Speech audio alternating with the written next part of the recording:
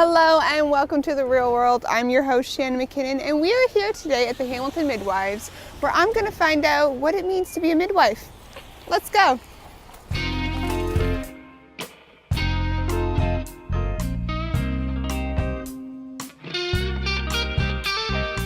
Be just who you wanna be, do it all successfully. Welcome to the real world.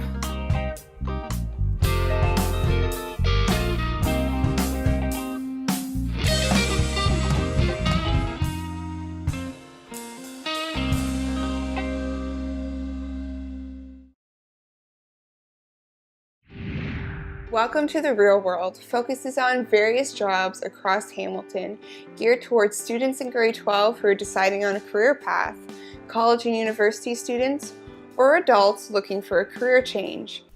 A career in midwifery has always seemed like an incredibly rewarding career, filled with an enormous amount of responsibility as you assist mothers with their most precious gift. It's a career I pondered about getting into myself and wanted to know more about. So today, I am here at the Hamilton Midwives on Houston Street, where I'll be talking with registered midwife Shannon Taylor. So Shannon, for those who don't know, what is a midwife? A midwife is a primary care provider that works with healthy, low-risk pregnant women during their pregnancy, as well as taking care of them during their birth, and then taking care of them and their baby for the first 6 weeks after the birth. What is the most rewarding part about being a midwife? I think my favorite part about being a midwife is working with clients in order to help them feel really empowered about their birth process and helping them to achieve, the outcome of, a healthy birth that's as close to what their birth plan was as obviously safe and possible. I really love being part of a family's journey in terms of pregnancy and birth. It's a really special time for people's life, and often filled with a lot of joy and also a lot of questions and concerns and stresses and anxieties. And so I really like being that kind of support person and professional, providing that care to make that experience as great as it can be for them. Now, on the flip side of things, what is the most challenging part about being a midwife? Probably the biggest challenge in my mind would be the unpredictable hours and the sometimes very long hours. So, we don't always know when babies are coming. Labors happen at any time of day or night. And that is definitely something that the students need to get used to, and as a working midwife that we need to get used to, because we can sometimes be called to work, at any time of day. So you do have to learn how to organize yourself a little bit ahead of time sometimes, so that you're not staying up too late, or you have emergency snacks in your bag, so that if you are at work longer than you think or at unexpected times, that you do still have some fallback plans.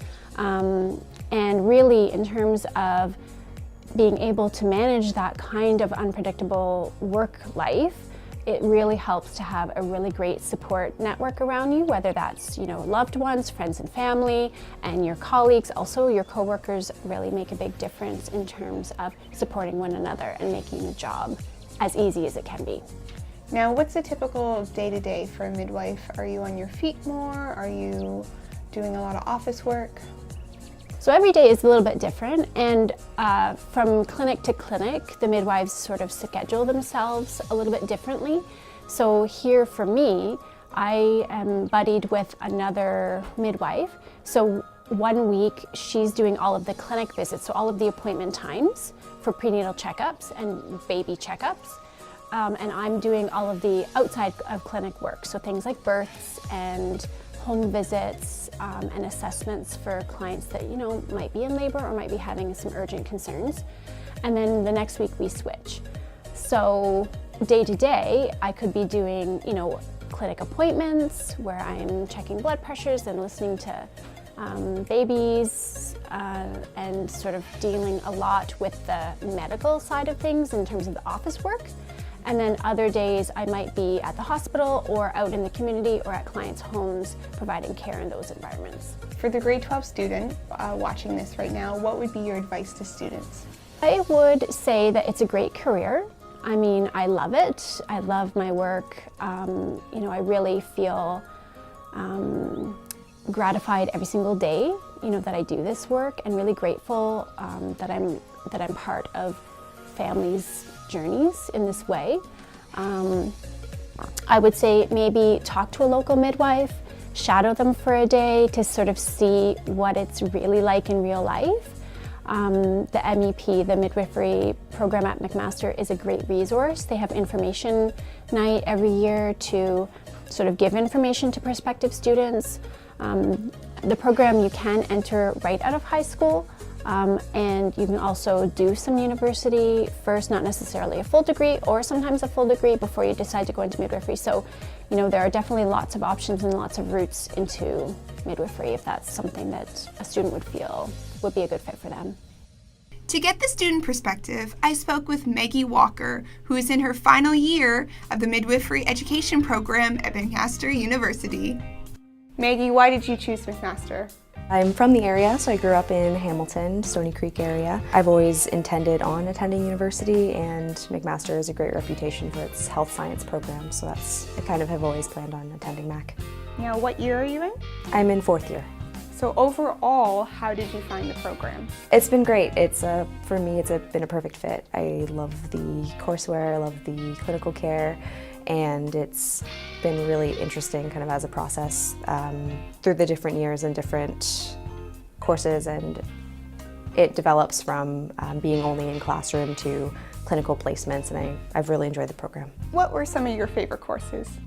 So this is an unpopular opinion, but I really enjoyed anatomy physiology. It's a year-long class in first year. It's very intense. It's with the engineering students, bachelor health science students, and I think physiotherapy as well sometimes. And it's a year-long, very intense, sort of a full body anatomy physiology. We have an anatomy lab, and I really enjoyed that course. Difficult, but it was good. What would be your advice to grade 12 students?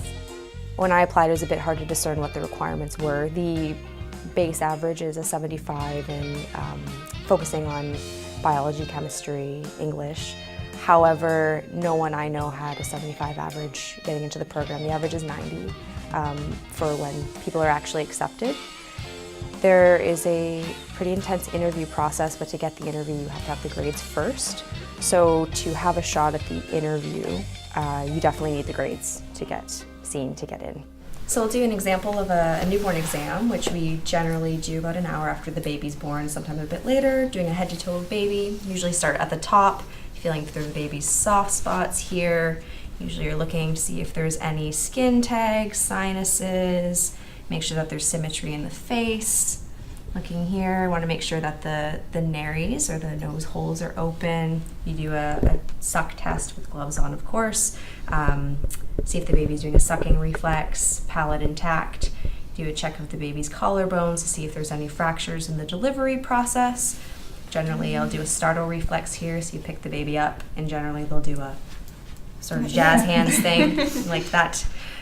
You see if there's any distension or abnormality in the abdomen here. You check the genitalia, you check for femoral pulses here. Always make sure you're pressing in to see if baby has good hip function, any dislocation occurring. You check to make sure that the baby's giving you reflexes in the feet, so splaying the toes and curling them back in. You make sure that the creases in the hands are what you're looking for, appropriate. And then an important bit here is making sure that you're checking the baby's spine, making sure that there's no dimples, so you're looking for things like spina bifida. Yeah. And of course any birthmarks, skin tags, that sort of thing. We always do a head circumference and a length on baby. What's the usual, this might be a weird question, but typically for circumference head size? Head. Well, this baby is 38 centimeters, for example, which is a pretty big head on a newborn. I'd say like 30, 31. It's kind of normal, yeah. 31 small, and then they kind of range in there a lot of the time. So you always make sure you want to check for rhythm and rate. You want to listen across the heart for the baby. Listening for any murmurs is a big thing when they're first born. And then the bell side, specifically for murmurs in the mitral area. And then you're also wanting to check the lung fields to make sure the lungs are inflating well, there's not any crackling going on. And then often you check for bowel sounds too, to make sure that the baby is starting to digest, there's no problems there. You check baby's eyes here to make sure there's a red reflex, so that essentially the anatomy in the eyes is intact. And then the classic weighing the baby. And in the hospital you'd use an electronic scale, and at home you'd use one of these spring scales. Yeah.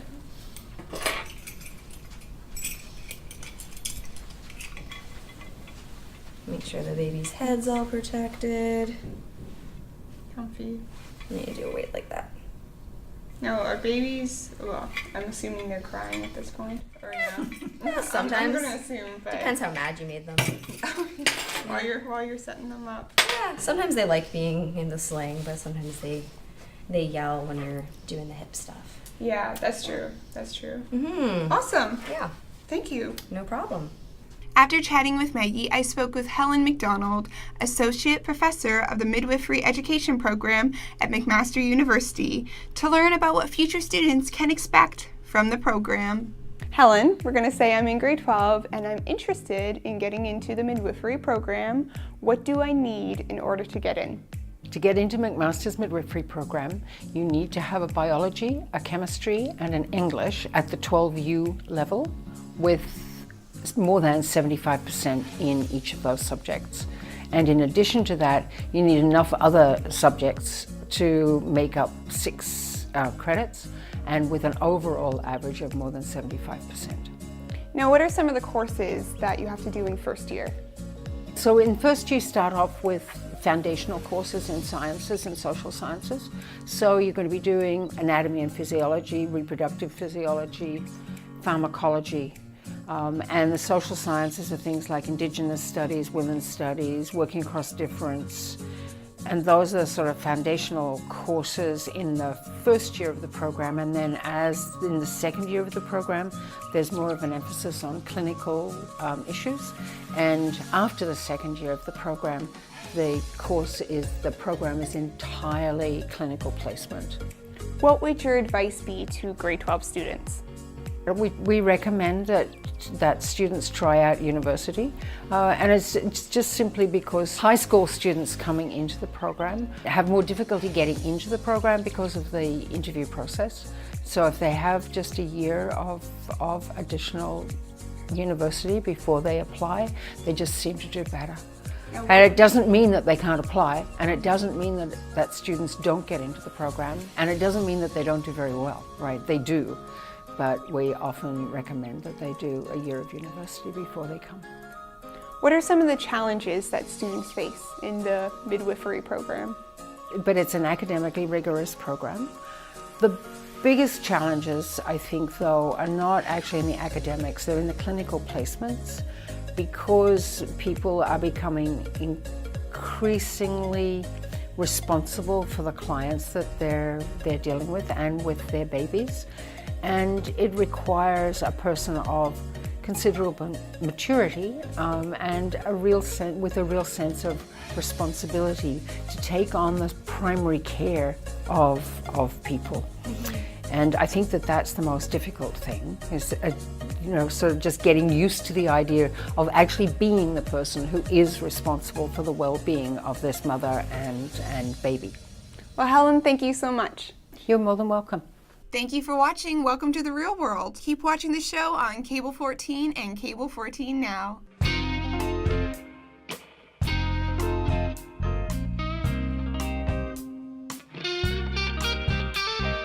Be just who you wanna be, do it all successfully. Welcome to the real world.